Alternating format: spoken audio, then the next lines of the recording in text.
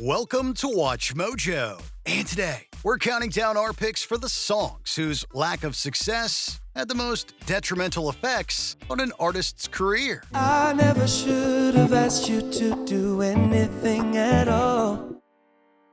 Number 20, Mo Bounce, Iggy Azalea.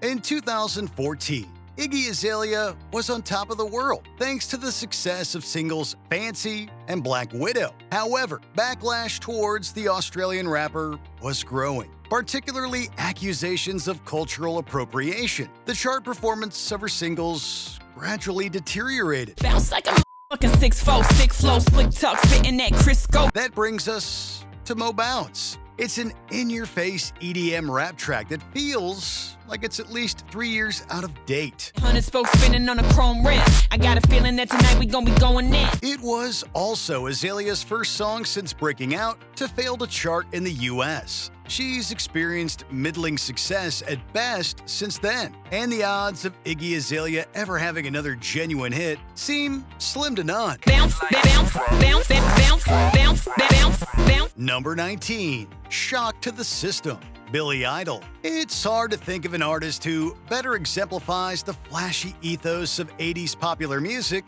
than Billy Idol. A fixture on the radio and MTV, Idol thrived in the era of new wave dominance. But as tastes and trends changed in the early 90s, Idol went from hip to has-been. It was a night, what a night, LA, burning bright. Shock to the System from Idol's ill-conceived concept album Cyberpunk was reportedly inspired by the Los Angeles riots of the previous year. It's a strange fit for an artist not generally known for protest music. Like a shock to the system, if you would, well, alright. Shock to the System did not chart in the US. Cyberpunk was a bona fide flop, and Idol wouldn't release another new studio album for more than a decade. Say it out, the world still burns. Number 18, Ain't Never Gonna Give You Up, Paula Abdul. Some artists can go away for a few years and return to the same level of popularity as before. That wasn't the case with Paula Abdul. Well, it's not a bit of truth in what you hear. Just a whole lot of jealousy out there. My good name all over the place. After seeing an incredible run of 6 consecutive #1 singles, Abdul's subsequent songs started seeing weaker performances. The 4-year gap between her albums Spellbound and Head Over Heels didn't help matters. Ain't Never Gonna Give You Up was the third and final single released from Head Over Heels. But I will always treat you just the way I always promised I do. And to be clear, there's nothing particularly wrong with the funky dance pop song, but it also essentially failed to chart anywhere, making it clear that Paula Abdul's time as an A-list pop star was over.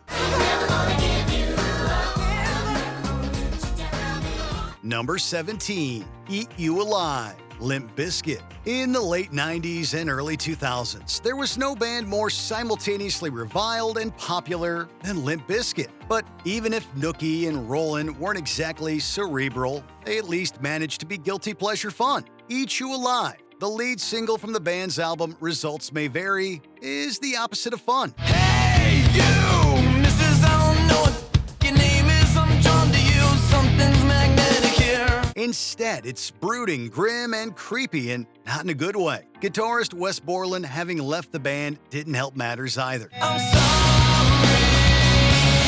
so sorry.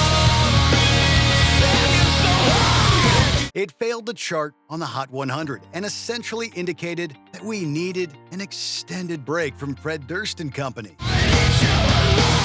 Number 16, I Hit It First, Ray J featuring Bobby Brackens. Though he saw decent success as an R&B artist, Ray J is arguably best known for his past relationship with Kim Kardashian, including their infamous sex tape. In 2013, cashing in on his ex's notoriety, Ray J released I Hit It First, a not at all subtle song about his previous romantic escapades. I had a hater going north and a ass going south, but now baby chose to go west. If it wasn't already obvious who the song is about, the video makes it painfully clear. She might move on to rappers and ball players, but we all know I hit it first. I Hit It First managed to hit 51 on the charts, and no other Ray J song has since charted. If this was supposed to be a flex, it definitely wasn't earned. Put her on, I put her on, I put that girl on. Number 15, Think You the Shit, Fart, Ice Spice. With collabs like Boy's a Liar Part 2 and Barbie World and an appearance on a remix of Taylor Swift's Karma, Ice Spice seemed poised to be the next female rap superstar. But the underperformance of her debut studio album Y2K slowed down her momentum considerably. And I'm keeping one tuck.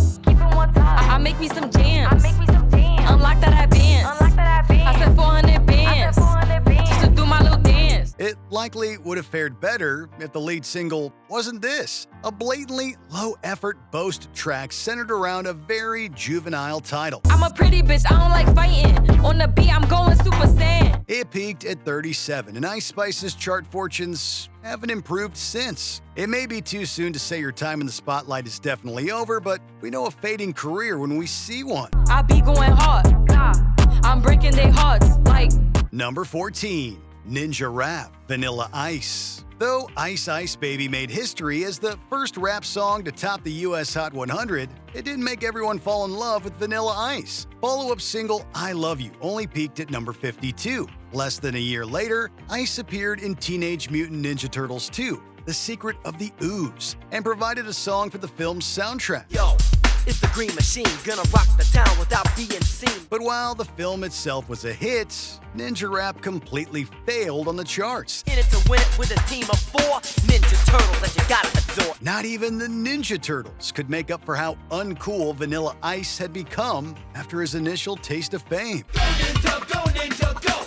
Go Ninja, go Ninja, go! Number 13, Hot Shower, Chance the Rapper featuring Made in Tokyo and DaBaby. Chance the Rapper has built up immense goodwill with his early mixtapes, so when it came time for him to drop his debut studio album, The Big Day, expectations were understandably high. I got muscles like Superman trainer. Ay, real rare like Super Saiyan manga. But fans were largely disappointed, or in the case of second single Hot Shower, utterly baffled. Featuring an obnoxious beat and sub-mediocre rapping and lyricism from Chance, it feels like a prank on his listeners. Hot damn, hot water, hot shower.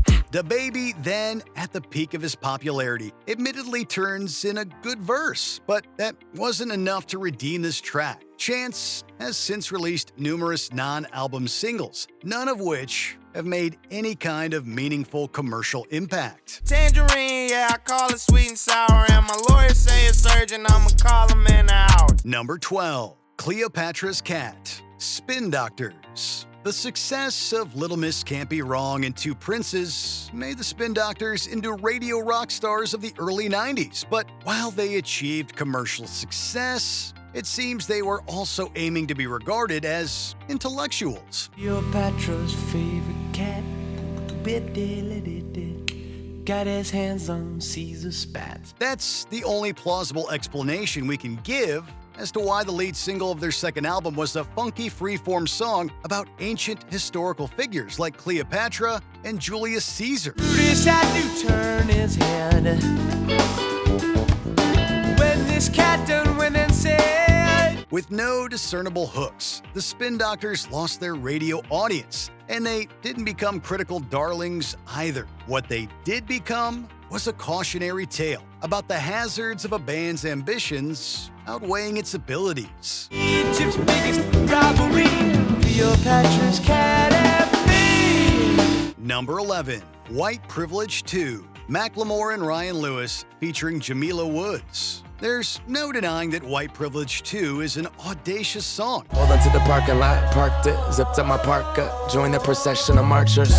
A nearly 9-minute-long examination of racism and its long-term generational effects. Macklemore showed that he wasn't afraid to take chances as an artist. You've exploited and stolen the music, the moment, the magic, the passion, the fashion you toy with. The culture was never yours to make better. Unfortunately, while well-intentioned, White privilege, too, is overstuffed and self-important, feeling as though Macklemore is trying to decenter himself while also having as much of the spotlight as possible. While the song spawned plenty of discourse, it didn't fare well commercially. While Macklemore has continued making music, this marked a pretty definite turning point in his career. We take all we want from black culture, but will we show up for black lives? Number 10.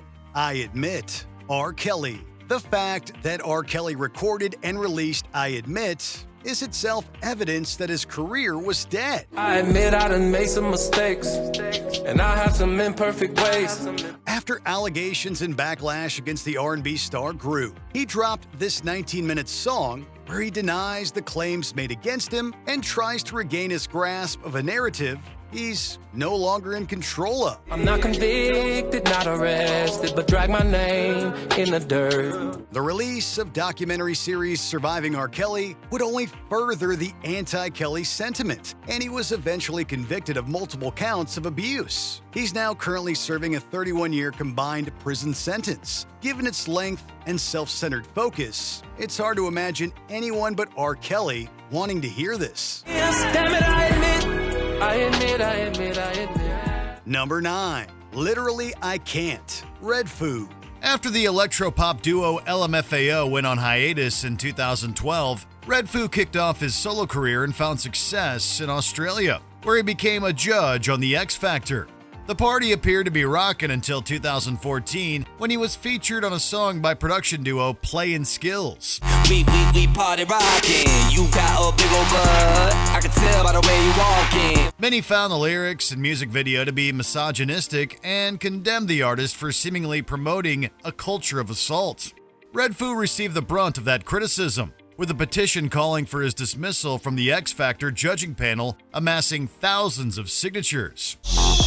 Don't talk about it, be about it. A few months later, Redfoo announced that he would be departing from the music competition series after just 2 seasons.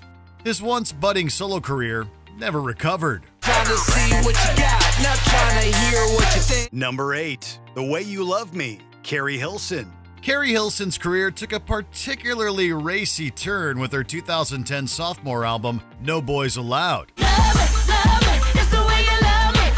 Granted, she may not have been known as the most family-friendly artist in the industry, but many were stunned when they heard Hilson's collaboration with Rick Ross, The Way You Love Me. While it was intended to show her wild side, the song's explicit lyrics drew overwhelmingly negative reactions. Critics felt it lacked substance and was merely an attempt to generate controversy and boost her album sales.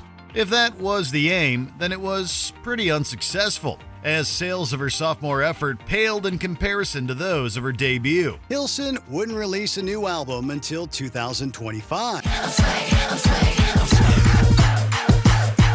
Number 7. Every Time the Beat Drop, Monica. R&B singer Monica rose to prominence in the mid-90s before achieving the biggest hit of her career with 1998's The Boy's Mine. She remained a staple in R&B afterwards, with many of her subsequent records peaking in the top 10 of the Billboard charts. However, in 2006, the Georgia-born singer released Every Time the Beat Drop, bringing all of that success to a screeching halt. The lead single from her album, The Makings of Me, this track was a significant departure from her usual style and was seen by fans as a trend-chasing effort. Now I ain't talking about a little too still. I'm talking about something that'll make you sweat. As a result, the song barely cracked the top half of the Billboard Hot 100 and left a lasting stain on Monica's once spotless career. Every time the beat drop. Y'all know what this is. Number 6. Intuition, Jewel. When folk singer Jewel made a move towards dance pop with her 2003 album 0304, she was accused of selling out. I'm just a simple girl in a high-tech digital world. While the lead single Intuition peaked at number 20, its modest success was greatly outdone by the backlash surrounding it. Though the song is ostensibly a critique of consumerism, the video feels like it's trying to make Jewel into the next Britney Spears. And then the song's topic was further undermined by its use in commercials for Schick Intuition razors. If Jewel really followed her intuition, she likely wouldn't have tried so desperately to keep up with the trends. Number 5. Flatline, B.o.B. Once upon a time, B.o.B. was one of the hottest rappers on the block. The Decatur, Georgia artist earned a #1 hit with Nothing on You in 2009. He followed that up with a string of top 10 singles featuring names like Hayley Williams, Eminem, and Lil Wayne. Then in 2016, B.o.B. engaged in a heated Twitter debate with astrophysicist Neil deGrasse Tyson, in which the rapper claimed that the Earth is flat. As if that wasn't bad enough, he released Flatline, a single that not only dissed Tyson, but also touched on other bizarre conspiracy theories. Evidence, let's look at the evidence. Mother Herb, hey, what's up, bitch? What's your measurements? Needless to say, the song pushed whatever was left of B.o.B.'s career off the face of the earth. I got as far as I could go before I hear the dead end. Sit back and let it set in. Number 4. Pumps and a Bump, MC Hammer. Following the success of his 4th album, Too Legit to Quit, MC Hammer, or simply Hammer, took a 3-year hiatus, during which rumors began circulating that he had quit music. In 1994, he made a comeback with The Funky Headhunter, which was preceded by the single Pumps and a Bump.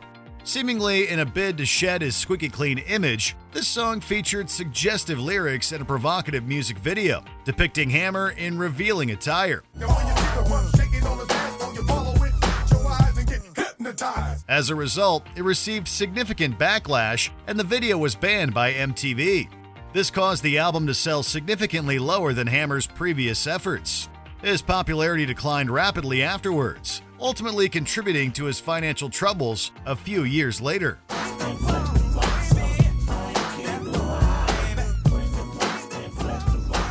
Number 3. Woman's World, Katy Perry. Katy Perry ruled the end of one decade and the beginning of the next, but then she started to stumble. Anticipation over a potential comeback in 2024 was quickly dissipated by news that Perry was re-teaming with controversial producer Dr. Luke. Then comeback single Woman's World dropped and people were stunned. She is heaven sent, so soft, so strong. Tone deaf, obnoxious, and painfully dated, it was able to get enough attention to hit number 63 on the Hot 100 before falling off. Perry's album 143 also flopped, and her singles since then have stalled. She was born to shine, to shine. A proper return isn't out of the question, but with each passing year, it feels less and less likely. It's a woman's world, and you're lucky to be living in it. Number 2. Get Her Back, Robin Thicke. Throughout history, people have gone to extraordinary lengths to win back their exes. Some end up being successful, while others, like this one, further alienate their former lovers. And then some. I never should have raised my voice or made you feel so small. Get Her Back, released by Robin Thicke in 2014, was directed at his estranged wife, Paula Abdul, as an attempt to, well, get her back after their separation. The problem was the song and its music video were pretty uncomfortable and invasive, especially as the singer aired seemingly private messages between him and Patton. All I want to do is make it right, make it right. The song turned out to be a flop in every way possible. Not only did it fail to win him back his ex-wife, it doused whatever flames were left of his already flailing career. I gotta get her, go, get her, go, get her, go, get her back. Before we continue, be sure to subscribe to our channel and ring the bell to get notified about our latest videos. You have the option to be notified for occasional videos or all of them. If you're on your phone, make sure you go into your settings and switch on notifications. Number 1. Rock Me Tonight, Billy Squier. Billy Squier saw phenomenal success as a rock musician in the early 80s, with 2 of his albums cracking the top 5 on the Billboard 200. Rockin' tonight, I'm walking on air, gonna find me some trouble, gonna grab my share. But whatever hopes he had of rising to the peak of the genre was dashed in 1984 when he released the music video for Rock Me Tonight. The clip, which was helmed by future High School Musical director Kenny Ortega, depicted Squier dancing around in a room.